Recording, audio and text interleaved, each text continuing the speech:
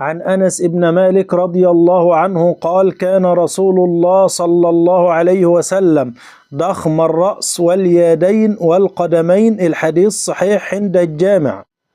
قال النبي صلى الله عليه وسلم: دينار أنفقته في سبيل الله، ودينار أنفقته في رقبة، ودينار تصدقت به على مسكين، ودينار أنفقته على أهلك، أعظمهم أجر الذي أنفقته على أهلك. صحيح مسلم.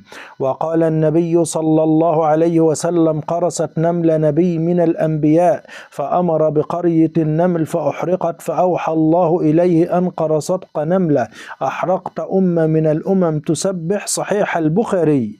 وقال النبي صلى الله عليه وسلم: ولد الزنا شر الثلاثة. أخرجه الإمام أبو داود. قال النبي صلى الله عليه وسلم: من سأل الناس أموالهم تكثرا فإنما يسأل جمر، فليستقل أو ليستكثر. صحيح مسلم. قال النبي صلى الله عليه وسلم: لما صور الله آدم في الجنة تركه ما شاء الله أن يتركه، فجعل إبليس يطوف به ينظر ما هو، فلما رآه أجوف عرف أنه خلق خلقا لا يتمالك. صحيح مسلم. قال النبي صلى الله عليه وسلم: سلوا الله لي الوسيلة فإنها منزلة في الجنة لا تنبغي إلا لعبد من عباد الله، وأرجو أن أكون أنا هو، فمن سأل لي الوسيلة حلت له الشفاعة. صحيح مسلم. كان رسول الله صلى الله عليه وسلم إذا شرب تنفس ثلاثة ويقول: هو أأنأ وأمرأ وأبرأ. صحيح الجامع. قال النبي صلى الله عليه وسلم: الناس يصعقون يوم القيامة فإذا أنا بموسى آخذ بقائمة من قوائم العرش. رواه البخاري.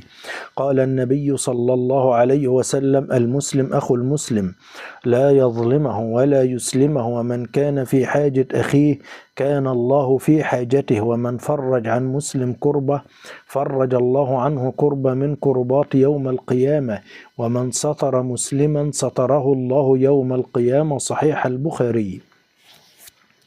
عن جابر بن عبد الله قال: قال رجل للنبي صلى الله عليه وسلم يوم أحد: أرأيت إن قتلت فأين أنا؟ قال: في الجنة. فألقى تمرات في يده ثم قتل. رواه البخاري.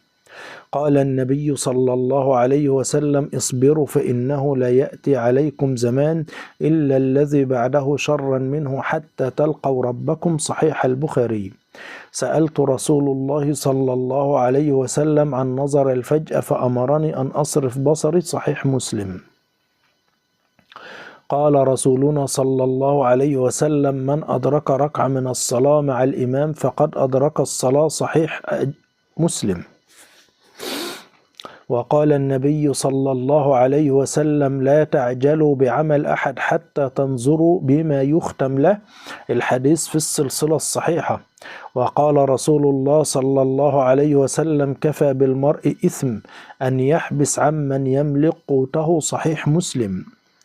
قال النبي صلى الله عليه وسلم: ألا أخبركم بأكبر الكبائر؟ قالوا: بلى يا رسول الله. قال: الإشراك بالله وعقوق الوالدين. وجلس وكان متكئ فقال: ألا وقول الزور. فما زال يكررها حتى قلنا ليته سكت. صحيح البخاري.